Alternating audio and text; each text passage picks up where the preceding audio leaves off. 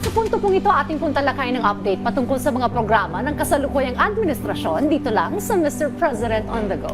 Una nga po dyan mga kababayan, nilagdaan na po ng ating Pangulong Ferdinand R. Marcos Jr. ang panukalang 6.352 trillion peso national budget para sa 2025 kahapon.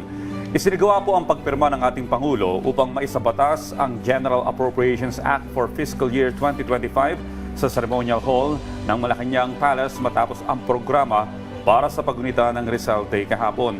Sa kanya pong talumpati, sinabi ng ating Pangulo na inatasan niya ang pag-veto sa mahigit 194 billion pesos na halaga ng line items na hindi umano naka-align sa mga prioridad ng programa ng kanyang administrasyon.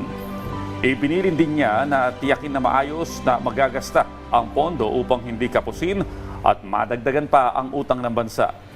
Binusisian niya ng husto ang pondo upang matiyak na magagasta ito para sa mga programa na magiging daan sa magandang pagbabago sa buhay ng bawat Pilipino.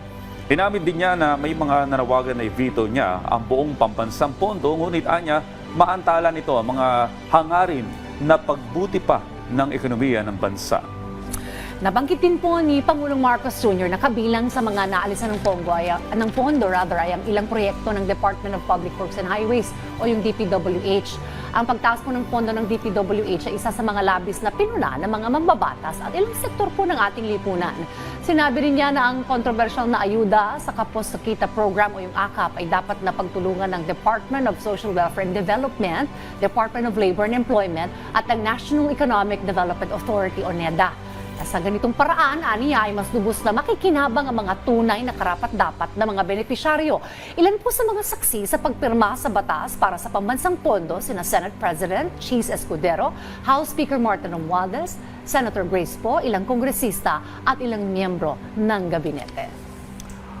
At yan po muna ang update patungkol sa mga programa ng kasalukuyang administrasyon hanggang sa susunod na Mr. President on the Go.